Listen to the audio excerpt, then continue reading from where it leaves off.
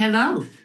You are in the Climate Emergency Task Force time with us, and that is who is bringing you this program.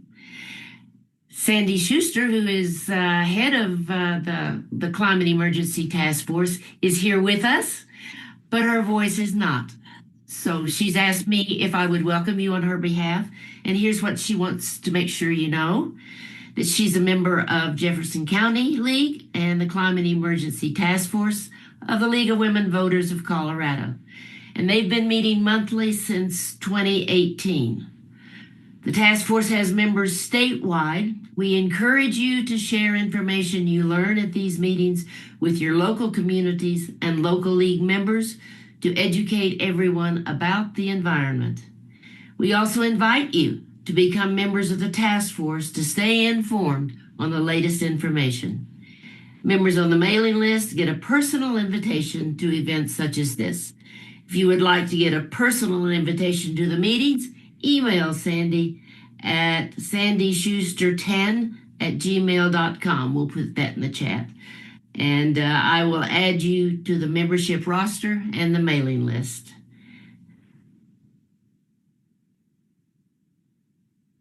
Please stay on mute during the presentation and put questions in the chat or save them until the end. Today and for the next 3 months, we will learn about the impacts of data centers, a very timely subject. Now I'd like to introduce Jane Hamburger from the Larimer County League and a member of the Climate Emergency Task Force to introduce the speakers. So I'm going to change hats and also welcome you to the first in our series of 4 programs on the environmental impacts of data centers. I'm Jane Hamburger from the Colorado League's Climate Emergency Task Force and the Larimer County League of Women Voters.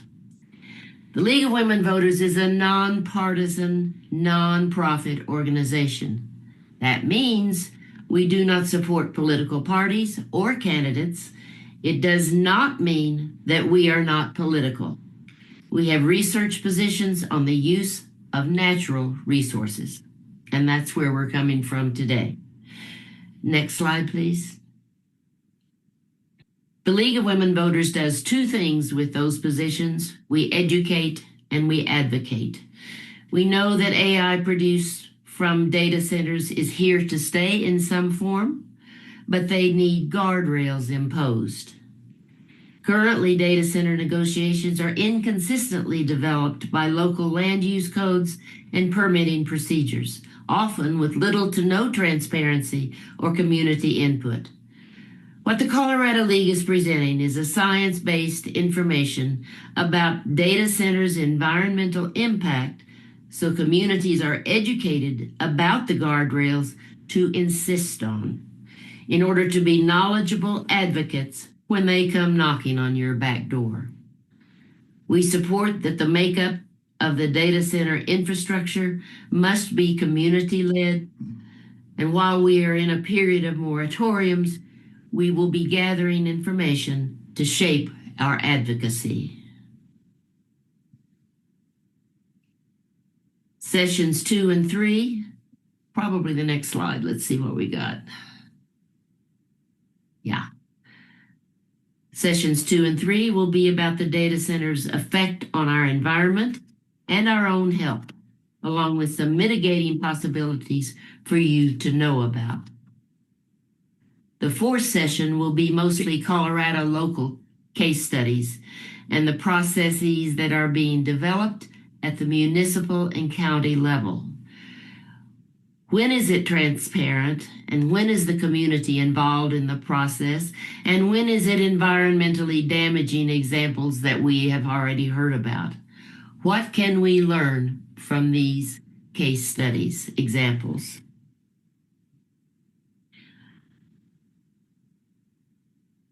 Next slide.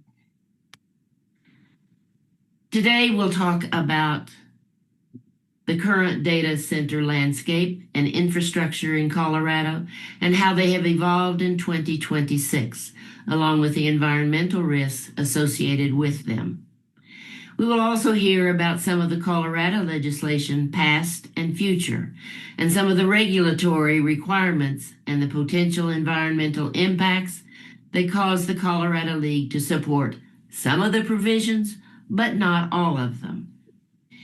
We're pleased to introduce you today to two League members who are our presenters. Kevin Stern, who has been working with the Observer Corps program for over 3 years. He started as an observer by attending meetings, but is currently using a custom-built AI tool to assist in research and analysis for producing reports for the Observer Corps program. Kevin has been involved with technology for over 20 years, building and testing independent video games and managing online communities over the whole period. He studied environmental philosophy at the University of North Texas with a focus on the philosophy of science and technology. Kevin is the author of the handout of the types of data centers that was attached to today's reminder. And if you did not receive it, we have placed a link to that chat in the chat. Kevin will bring those data center descriptions, what we are calling the landscape, as well as a timeline for their evolution. And to discuss Colorado legislation about data centers, we are pleased to have Dr. Tony Larson with us.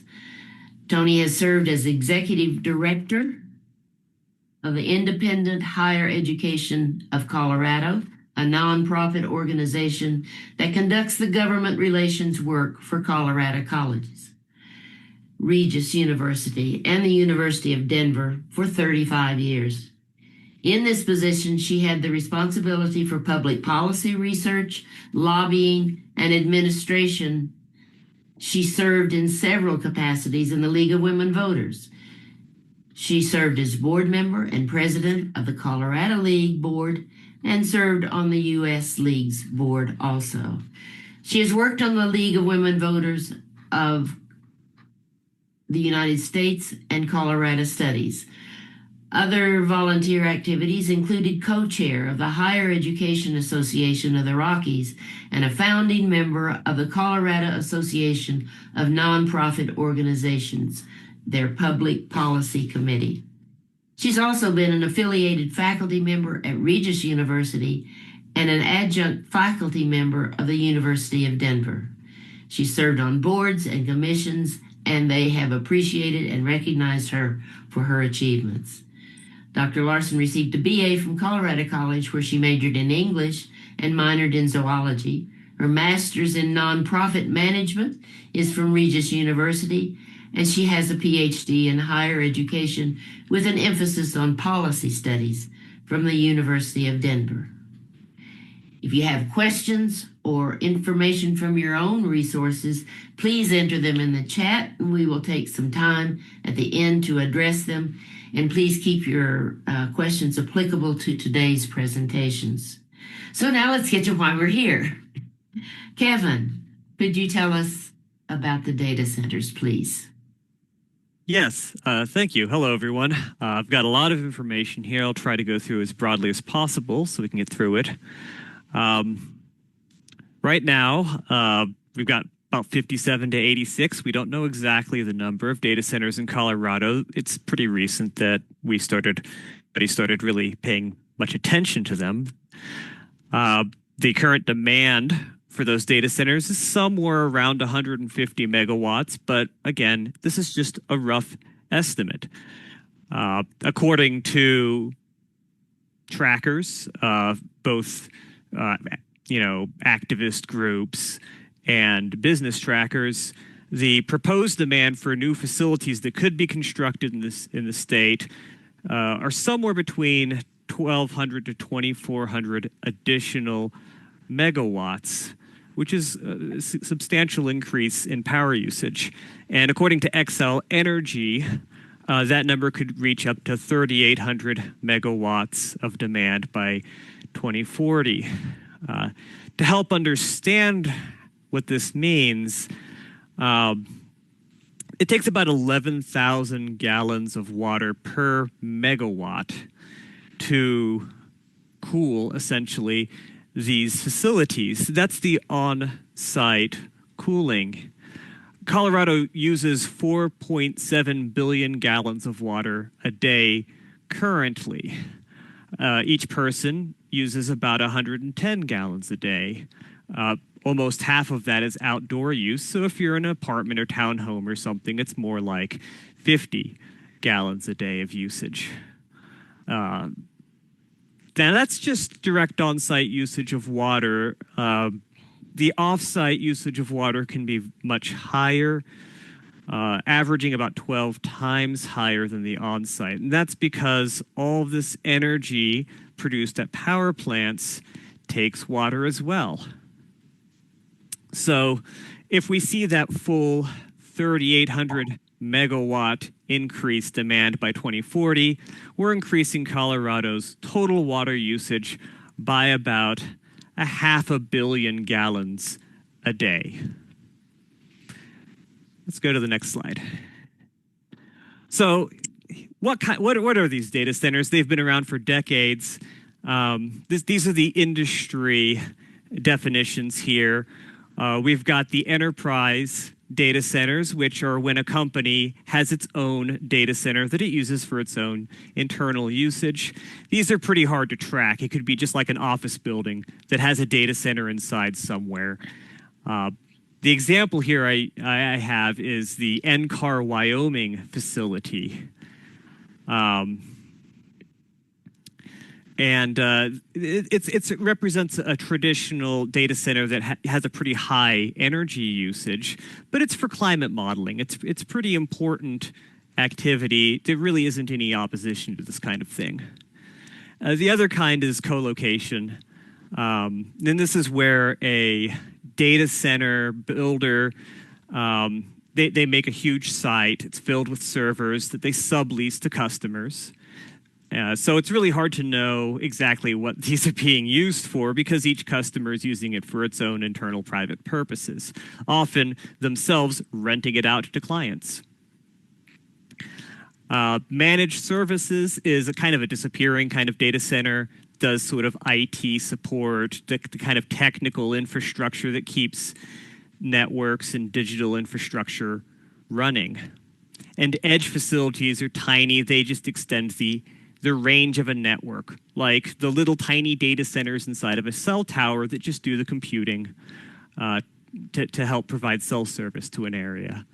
The new kind of data center, the area of concern, is the cloud or hyperscale data center. And this is really what we're going to be focusing on. Microsoft has a facility, 200 megawatts in Cheyenne, to run their Azure cloud service. And we've heard about these cloud facilities for quite some time. Cloud is a nice euphemism for a hyperscale data center. You might be familiar with this with, say, Google's web services, Amazon's cloud services. You know, if Microsoft has bugged you to put your data on OneDrive and host it on the cloud, instead of on your own hard drive, that's going to a hyperscale data center. And cloud's just a really nice way to make it sound like it's, you know, more insubstantial than it actually is. And the expansion that we're seeing now are even larger hyperscale facilities. Let's go to the next slide. So when you get to why this is happening, it's really comes down to economics. You might be looking for a service that, you know, a demand that is being met by these facilities, but that's not exactly what's happening. Currently, the AI ecosystem, which is tied into the data center ecosystem, is what economists are calling a circular economy. You'll have companies like NVIDIA or AMD who produce graphics cards who will fund AI companies like Anthropic or OpenAI with billions of dollars. And then those companies will turn around and use that money to buy graphics cards from those companies. You will see data center builders like Oracle investing in their clients like OpenAI and Anthropic, only to have them pay that money right back in rent. So it's become kind of a way for these companies to increase each other's stock valuation. And a good way to understand this is just by looking at the movement of the US economy towards financialization and away from a real sort of goods and services supply and demand economy. This is possible because in the Great Recession, we had a financial crisis. The financial sector was making pretty bad, risky lending, making loans that really caused a kind of a banking collapse. And instead of the debt holders, the people on the ground, us, getting help when this happened, the financial institutions were bailed out. And this has created a situation where high-risk investment is the best bet, because if you fail, you're bailed out. You're subsidized by the public. And if you succeed, you make a lot of profits. So the kinds of companies that succeed in this kind of environment, well, they may not be the kinds of businesses that are giving us goods and services. We saw the rise after this, after the Great Recession, in social media, in the gig economy, and in other such venture capital activities that have more to do with stock manipulation than services. All right. There's more to say about this, but I'm going to move on. Let's go to the next slide. So we can just talk about what these hyperscale centers actually are, what makes them different. Now, legacy data centers, as they're known now, are mostly about data storage and data retrieval, whereas the new facilities are about high-intensity computation. Old data centers are full of servers, which are multi-purpose. They can be used for a number of reasons, and as demand changes, as technology changes and the economic conditions changes, they can adapt. But these new specialized facilities are full of graphics cards that are hyper-specialized towards mostly AI, or large language models, which utilize them for their calculations.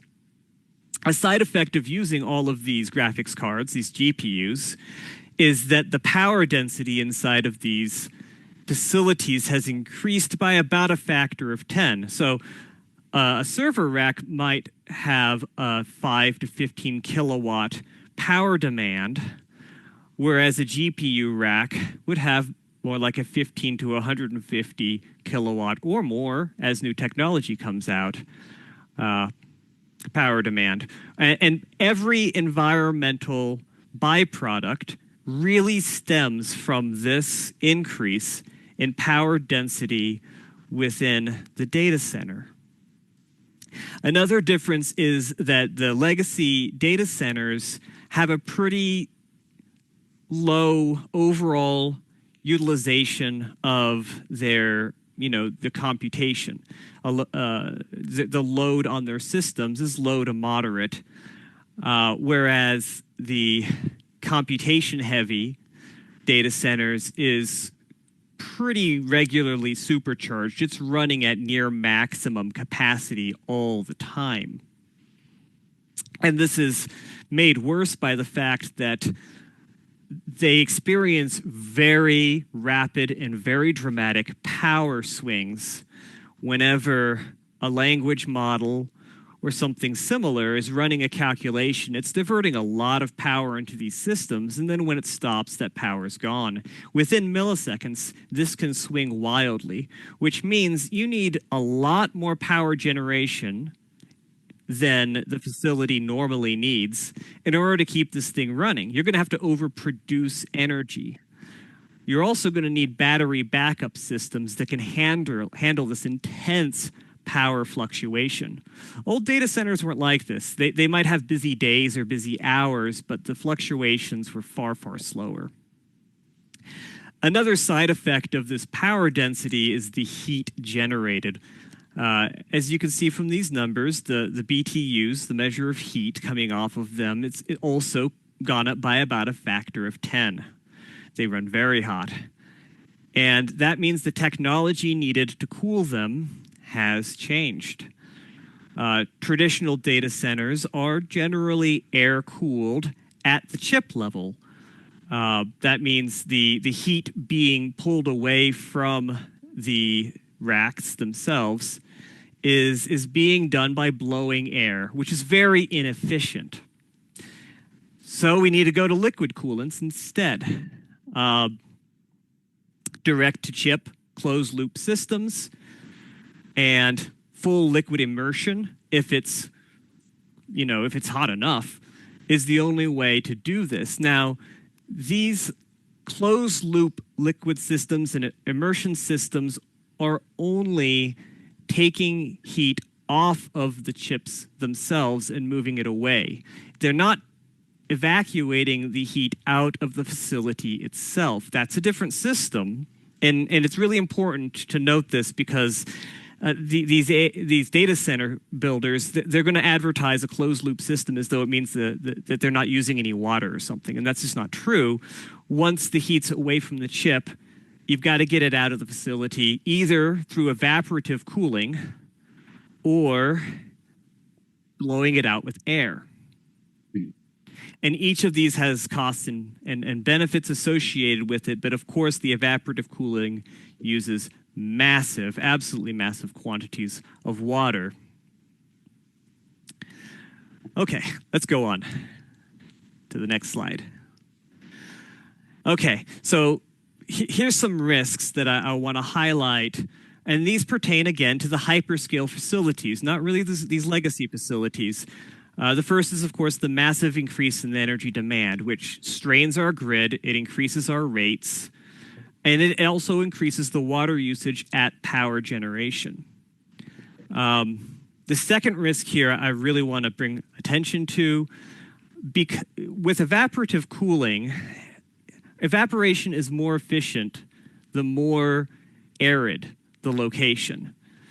So places that have lower humidity are going to benefit the most. You're going to get cooler temperatures inside the facility when you evaporate water. And what this means is that it's the water scarce regions that are going to attract these water using facilities the most.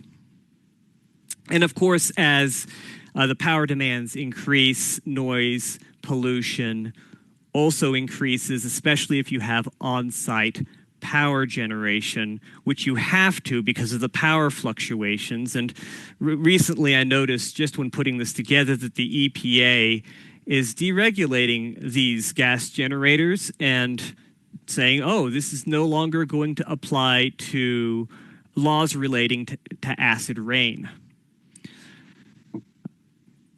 Air and water contamination also goes up. We've got these closed loop systems, but they are using coolants. You can't just run water directly against extreme high voltages. And you eventually have to change out these liquids. And as we know with fracking, that can cause some problems. Another problem is the risk of stranded assets. This is a very volatile industry. It might be a bubble that pops at any minute. And what happens to these toxic facilities? The final thing, just at the bottom that I want to note is, of course, these are related to military technologies. All technological development is related to military. They're closely linked to the development of autonomous killing machines and the moral implications of that, and the risks that might pose local communities.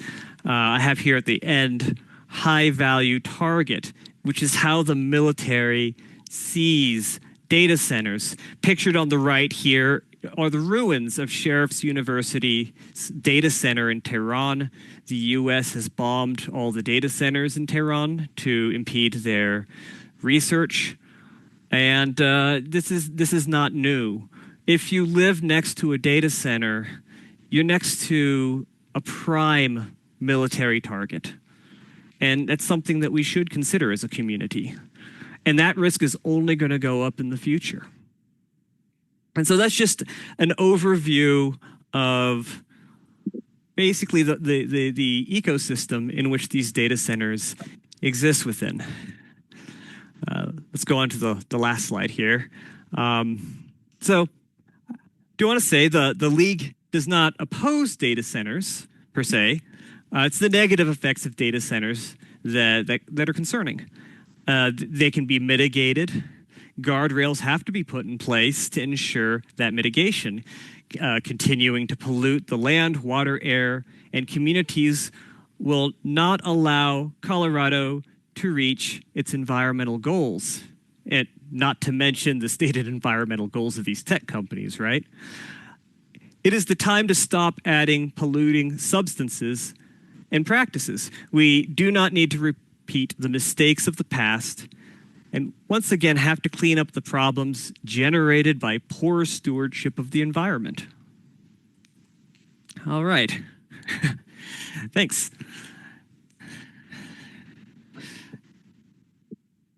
So I will start. I'm Tony, and I'm referring to the program books that we have at this national level and the state level, and then the local level. People have some leagues, most leagues have positions that are applicable to their own particular jurisdiction.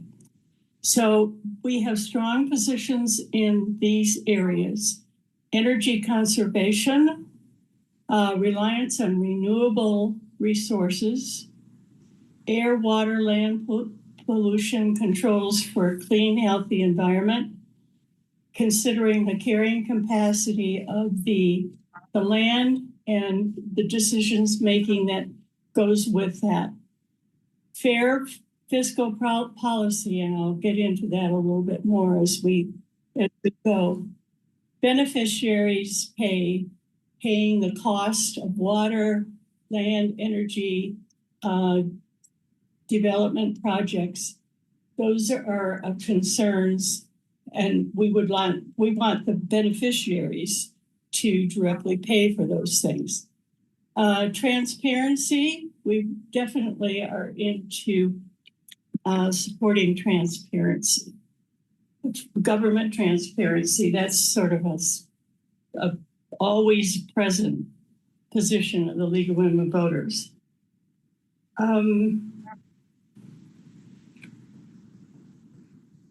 And then the industrial growth that goes on, and it needs to be adapted to the carrying capacity of the land, and also the usage of prime agricultural land for these systems. So going on, the League does not address these points here. The labor matters typically at issue, and safety issues. We don't have positions on those.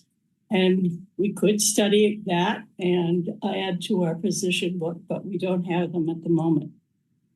So we won't say anything about those points when you find them in the legislation. We stick to pretty closely to what our program books say, and we've got lots of positions that are relevant to what goes on with data centers. Next slide. So the question is, should legislation be designed to attract or regulate data centers in Colorado? And we had pieces of legislation this year that did both.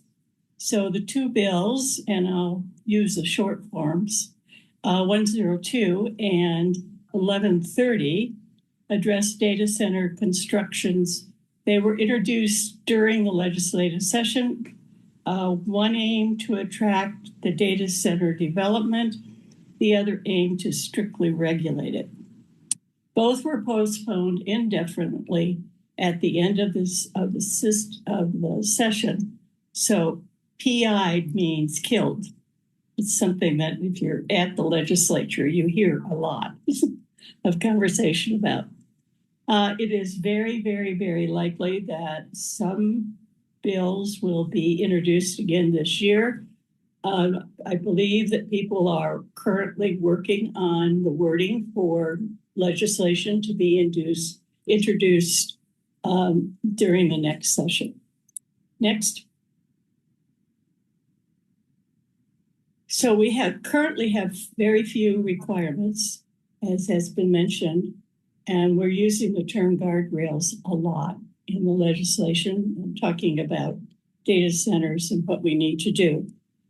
Data center developers are taking advantage of this hiatus. Since we don't have anything really strong at the state level, sometimes local governments are developing their own rules and regulations so that you would have different kinds of rules and regulations in different jurisdictions. There are a few moratoriums that have been set up. I believe Denver has one for a year now.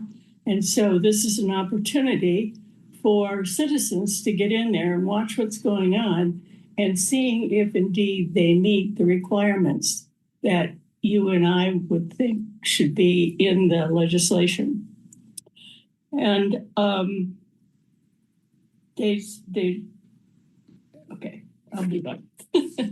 And consider how well would these provisions of the failed bills serve us. So if you look at the legislation, and I'm going to talk about them pretty quickly, they look at them and see how they fit with league positions and how they also fit with how you see what's happening with data centers. Next. Okay, Senate Bill 102 is the one that the leagues supported. It required data centers to cover 100% of power with renewable sources, which is a prime attitude of the league. It kept Colorado on track for greenhouse gas reduction. It protected communities from paying higher electric rates. It protected against abandoned projects, and Kevin mentioned what abandoned projects are, and ensure data centers pay full costs of new power generation, transmission, and distribution. So any add-on that comes along with a data center, those features need to be in place and at the cost of the data center. That's what was in 102. In 1030, they have a lesser goal for new electricity capacity. And they don't really come out strongly for clean energy sources. The next one would be somewhat derail the greenhouse gas goals that we have in the state of Colorado. And there's a weak ratepayer protection so that some of the costs of data centers might be slipped off to general ratepayers. And a weak protection against abandoned projects, again, Kevin mentioned that, did not require data centers to foot the entire bill for cost recovery for data centers. So next, again, 102 considered disproportionately impacted communities, and now the question usually comes up, what is that? A disproportionately impacted community is one that is, according to the census, is a low income area. It could be tribal areas as well. Sometimes it's areas that are trailer parks. So it's the lower income people that are put in that category. And so it requires reporting of water usage and reporting of electrical usage. There were no incentives in the original bill, but there was an amendment that was developed that I think did not get offered because it was like the last 2 days of the session. Then 1030 did not consider disproportionately impacted communities, did not require reporting of water usage unless they were interested in getting the incentives. And the same is true of electricity usage, offered a 100% sales and use tax exemption for up to 3 years. Next. So the league supported having a cumulative impact analysis for sites. We prohibit data centers from development or expansion in a DIC, which is the disproportionately impacted communities, to prevent further harm. And you may well aware that like the area north of Denver, in North Denver, that where there is already oil refineries and metro sewer, and now a data center, which is, I think, pretty close to opening up. And so the areas that have a lot of issues right now, it needs to be considered when locating data centers. Require disclosure of chemicals very quickly. There are about 6 or 7 toxic chemicals that are used in closed loop water systems. And as Kevin said, that doesn't necessarily mean those chemicals stay in the loop.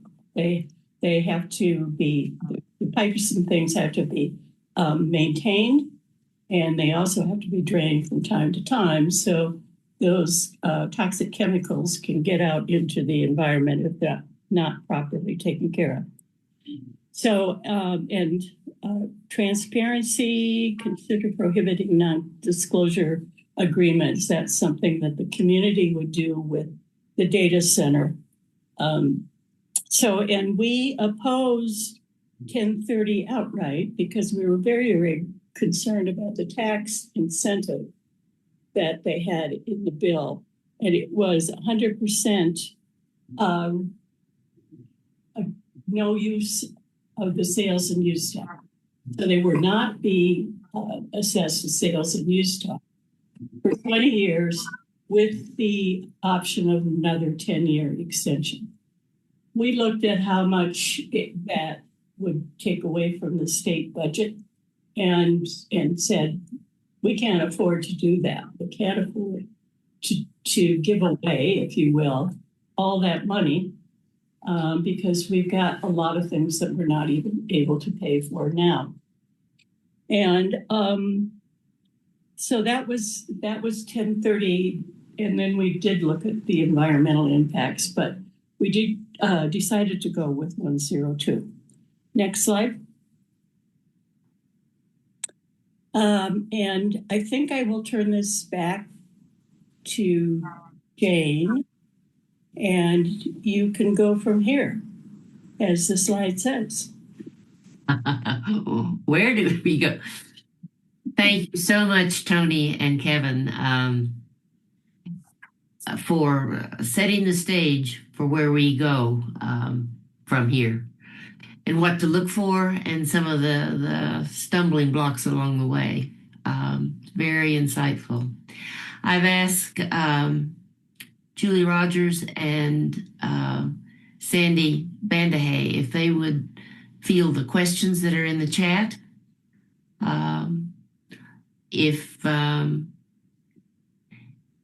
If we have about 15 minutes, so if you would like to raise your hand, we'll also try to address it that way. Shall So- I stop the screen share? Would you like to see faces instead of slides? That sounds great, Kathy. Thank you. There they are. Okay. Well, Patricia Berger had 2 questions. I'm wondering if she felt like some of that was answered. Patricia? She was wondering about the difference in the water use for a closed loop system compared to the amount of water used otherwise that you stated, if that was through a closed system. Unmute, Pat. Pat, unmute. I'm sorry. Can you hear me now? Yeah. Yeah. Some of it was answered. It's very confusing. What Kevin? Thank you. But I'm dense and old, and I don't I don't completely understand how, obviously closed loop systems will need to be water systems would need to be refreshed, but it seems like I thought I heard for the one that's out in Greeley, Windsor, where I live, is that it drastically decreases the use of water that a system would need. So I guess I just need to stay tuned about that. And then it seems to me that, there are companies that are saying they can provide all of their electrical resources through wind and solar and backup battery. And I don't know. I think that these things are going to happen. It seems to me, and even it's kind of ironic that we're using an AI system that uses data centers sort of to evaluate data centers. We got to accept that some of this is going to happen. So I just don't. I don't understand, and I want to make sure that the league is not like knee-jerk taking positions that inevitably put us at risk of seeming, I don't know, not smart about these things. Well, I think that's what we've been trying to do really hard. I mean, we know data centers are here to stay. And until the next technology comes along, but we want to mitigate the bad effects, or the effects that are not good for the environment, particularly. Kevin, you might want to chime in about the closed loop systems and the other kind of cooling systems that there are. I mean, I know that there are submersible systems, and there are some alternatives to water systems, but a lot of this is emerging technology also. So, Kevin? Yeah. And this is a misconception because the industry has worked very hard to make it so. And so I don't mind answering this at all. Closed loop water systems do not reduce water usage. That's not their point. That's not what they're doing, because they're a separate system entirely from the heat evacuation systems that pull the heat out of the facility itself. The closed loop system happens because power density and heat density gets so high, there's no other way to cool it. But that heat still needs to be taken out of the facility. And you have an option there. You can blow that heat out with giant fans, which takes a lot of energy and produces a lot of noise and heats up the surrounding area. Or you can use evaporative towers, which cool through water evaporation, which is the water-intense version. You can absolutely have a closed-loop system and an evaporative system. As an example, you mentioned the Windsor site. Weld County has recently sent them a very angry letter telling them to halt their unlawful operations because they were caught building cooling towers for an evaporative system, despite advertising not using water because they have a closed loop system. So it's an example of how both of these can coexist. Okay. Does that answer your question?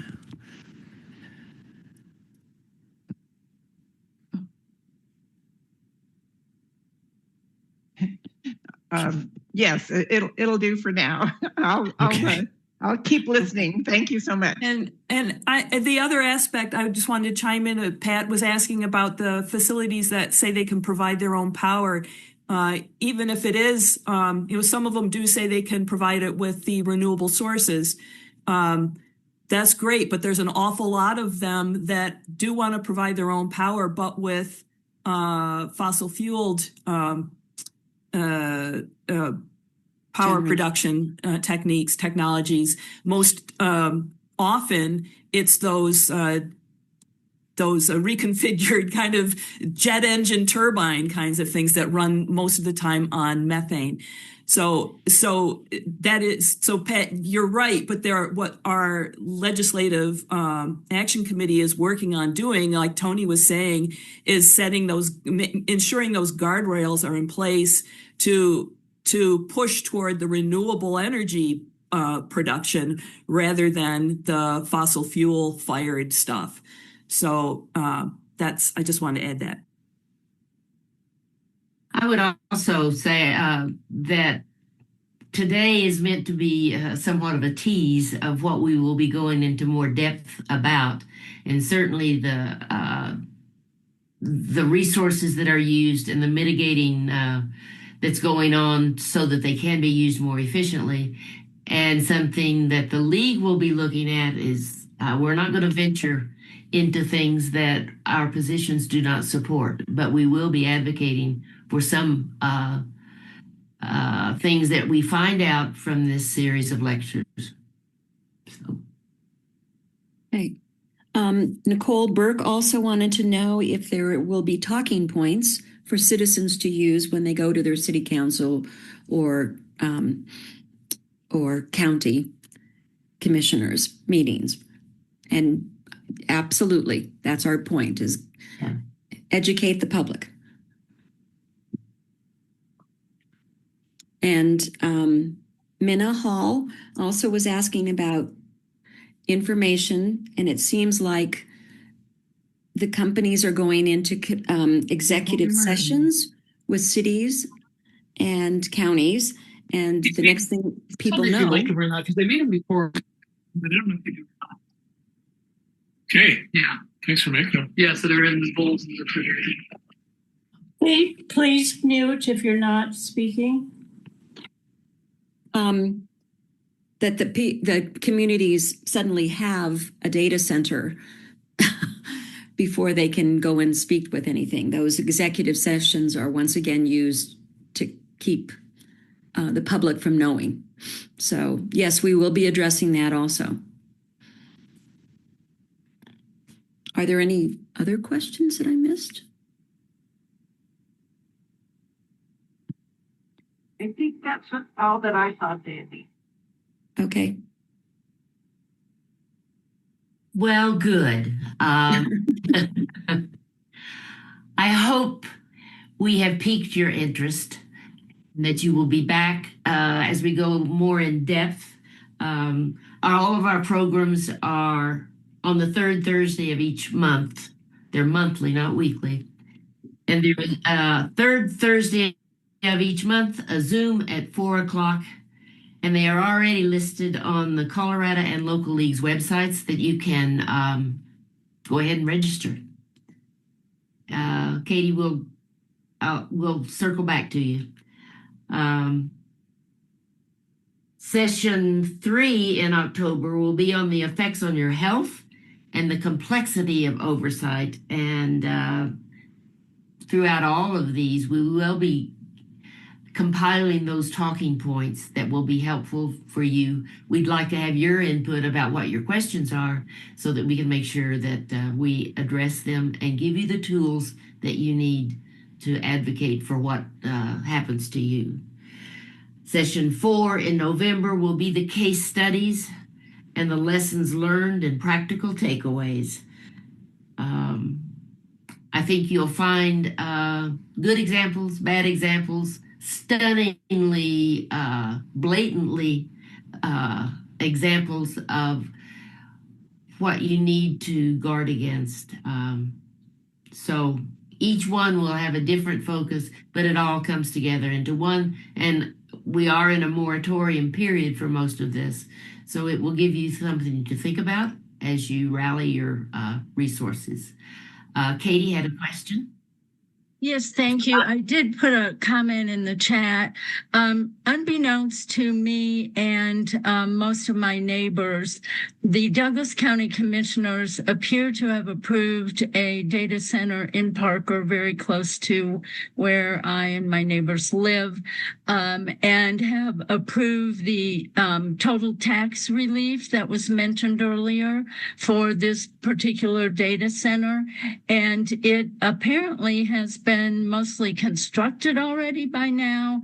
And so my question was, is there anything that we can do to impose any guardrails when it's this late in the process? Tony, any thoughts? I think, well, this is kind of off the cuff, but I think if we were to look at some of the permitting and to see if the permitting process for discharge of water, for the air quality, the permits that they have to have for all those things, to make sure that they have the permits as a minimum.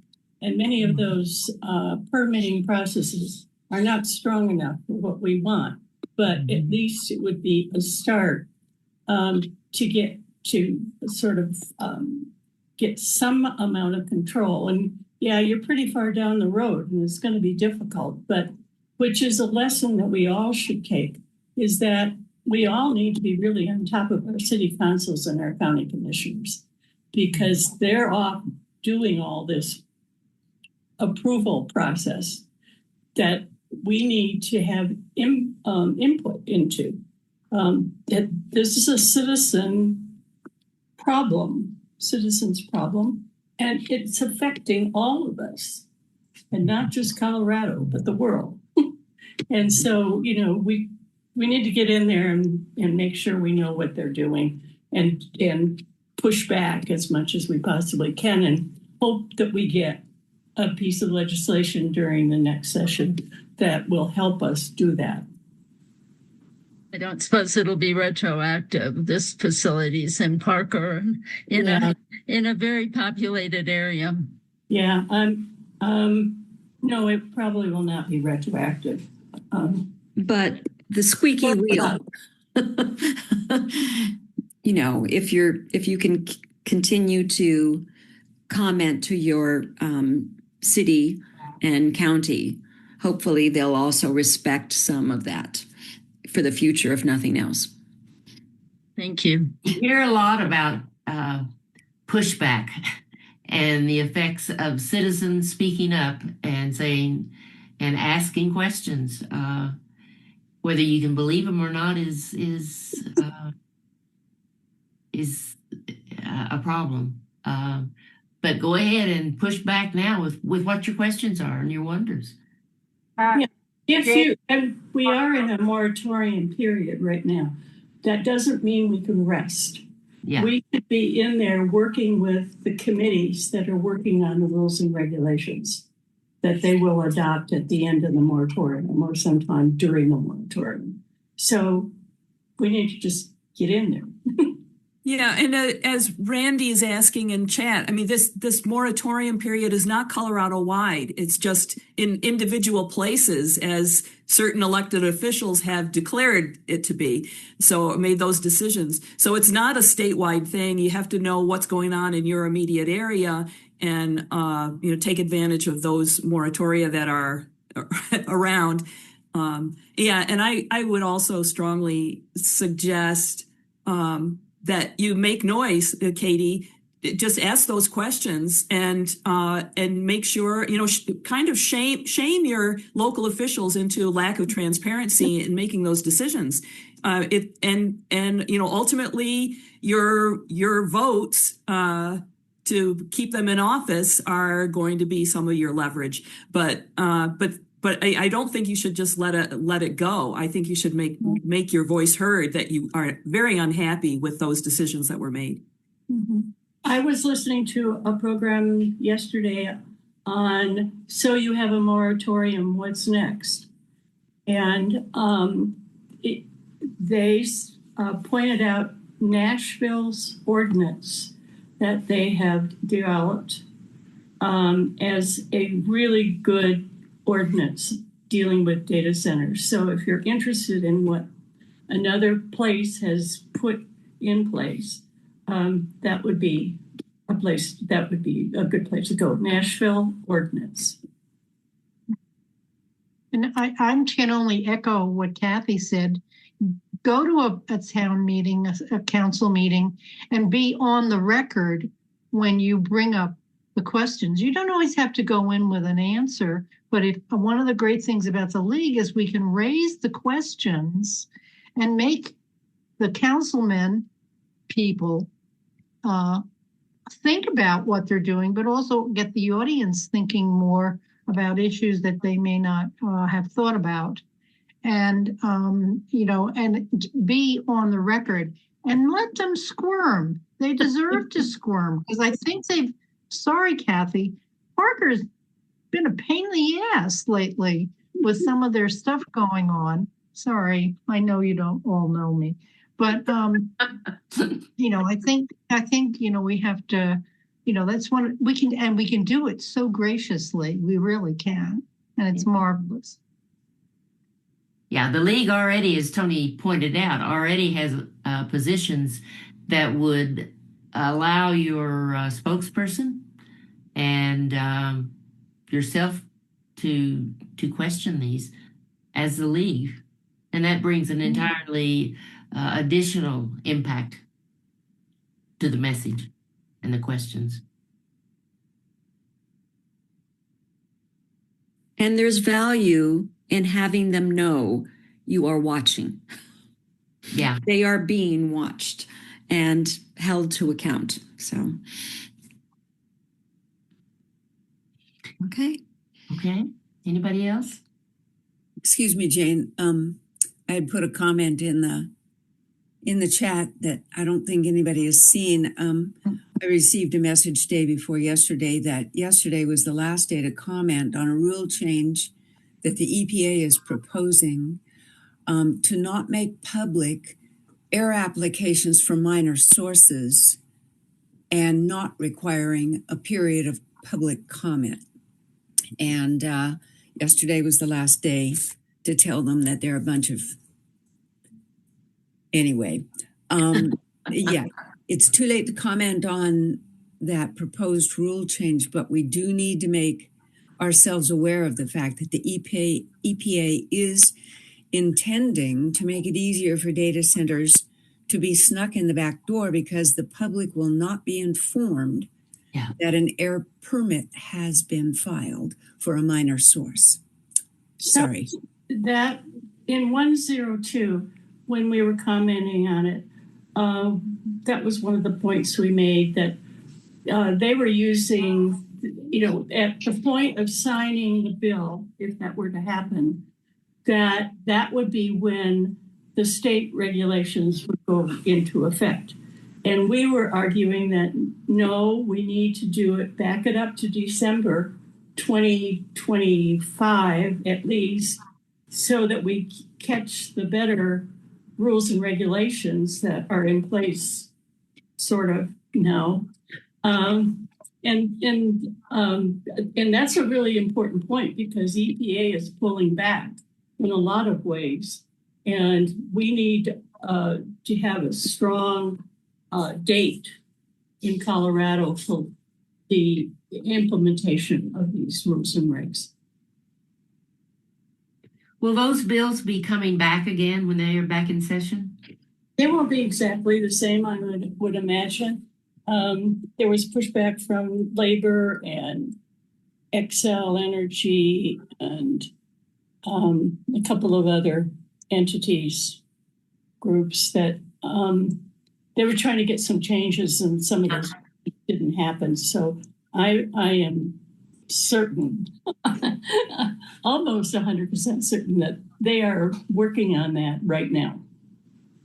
Yeah. Maria? Maria? Yeah, hi. I just wanted to mention that Tuesday, August 25th, Xcel Energy is having a public hearing on a large load tariff that they're going to be developing for high use energy, which would be data centers. Mm-hmm. And if you, I can put the link in the chat, but I think it'll be very interesting to listen to hear how they're going to develop this tariff. As it's proposed, it would prevent existing ratepayers from subsidizing the infrastructure upgrades required for large-scale industrial growth. It would require large customers to sign contracts of 15 years or more. So to ensure they remain invested in the system, that they have to address that concern, having stranded assets, minimum monthly payments and early termination charges to prevent stranded costs, and pathways for those large users to pursue and utilize innovative carbon-free power.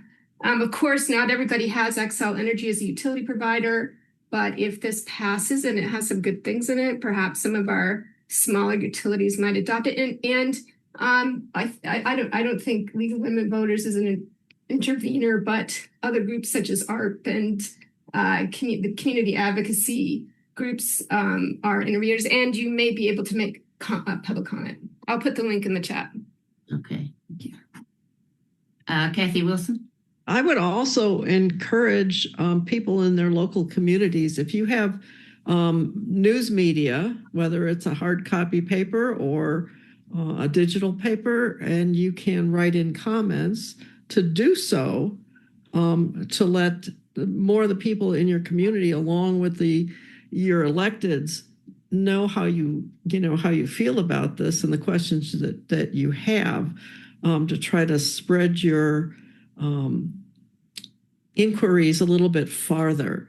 And if there isn't, a media outlet like that, I would start calling and contacting local media, asking those questions so they do some reporting as well.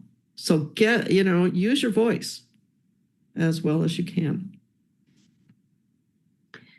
We've also had, the League has had very much more powerful impact when we join with other like-minded environmental organizations. So if you can bring some of them to us or take us to them, or let's just get in the room together, to create a much more powerful voice.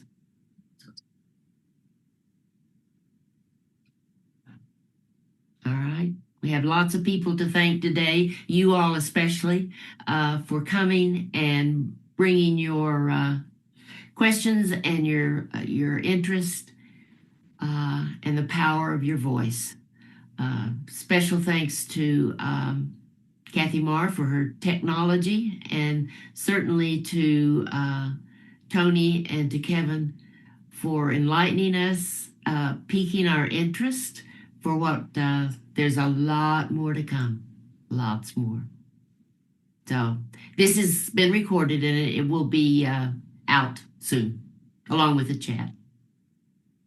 Thank you. Yeah, this has been so helpful for me.